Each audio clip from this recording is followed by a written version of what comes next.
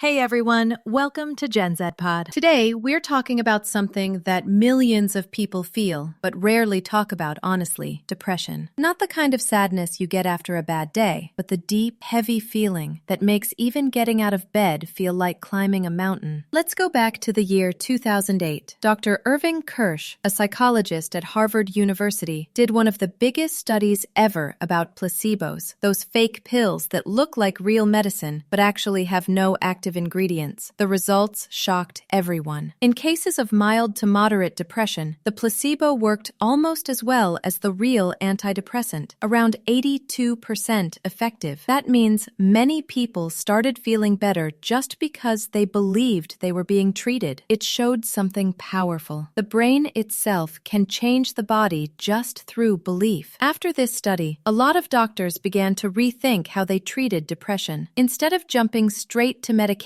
they started recommending things like therapy, exercise, sunlight, and lifestyle changes. Because if the brain can heal through belief, maybe it can heal through action too. But here's the thing, it's not 2008 anymore. The world today is louder, faster, and full of comparisons. Everywhere you look, people are showing their perfect lives on social media, and it makes us feel like we're not good enough, not rich enough, not beautiful enough, not successful enough. This endless comparison slowly eats away at our peace of mind. Depression today isn't just about chemicals in the brain. It's also about the stories we tell ourselves. Just like positive thoughts can help us heal, negative thoughts can pull us deep into the dark. Dr. Jordan Peterson talks about this in his book, 12 Rules for Life. One of his most important ideas is simple. Treat yourself like someone you are responsible for helping. Think about it. If your best friend was sick, you'd make sure they ate well, rested, went for a walk, and didn't spend all day scrolling through bad news. But when it comes to ourselves, we often forget to care. Dr. Andrew Huberman, a neuroscientist, says sunlight isn't just nice, it's medicine for the brain. When we hide from the sun, we're literally turning off parts of our biology that keep us happy. And that's not the only thing that helps. Scientists at Yale Medicine discovered that the brain of a depressed person works differently. The connections between brain cells get weaker under long stress, so emotional control becomes harder. That's why people with depression often can't express feelings. They can't even cry. It's not laziness. It's not weakness.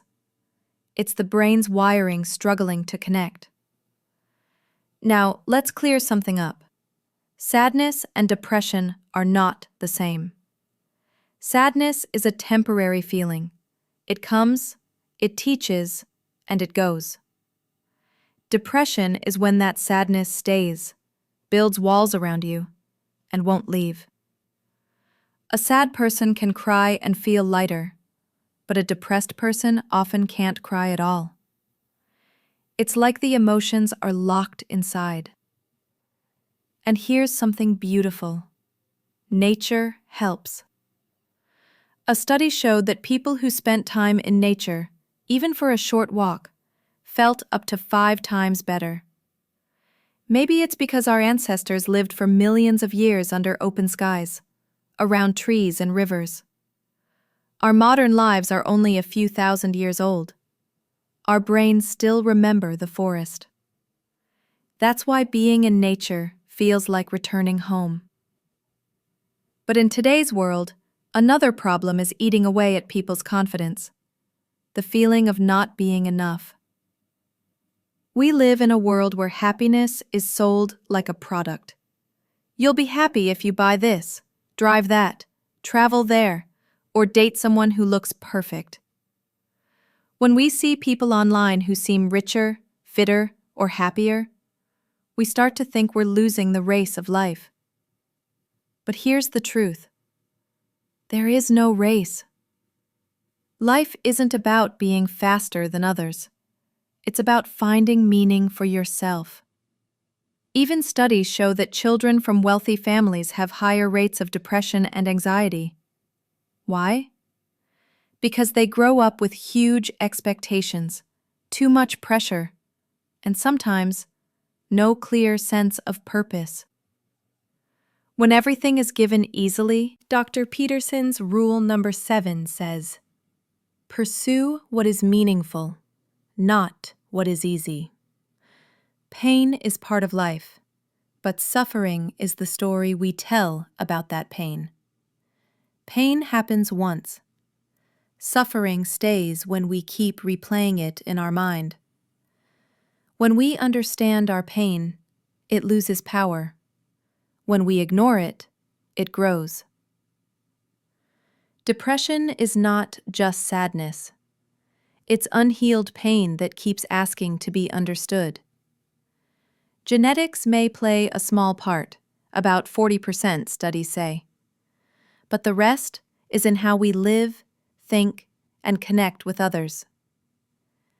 If you ever feel that darkness growing, please don't hide it. Ask for help. You deserve it.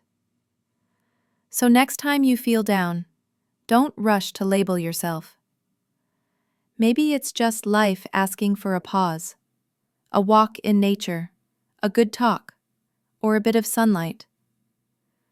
But if it doesn't go away, reach out. A therapist, a friend, anyone. Talking is the first step to healing. This video is just the beginning. We'll explore more about depression, meaning, and healing in future videos. And if you want, we'll also make a full summary of the book Lost Connections by Johann Hari. It's full of beautiful ideas about how to rebuild real happiness. So, if you enjoyed this video, please subscribe. It gives us hope, motivation, and the energy to keep making content like this.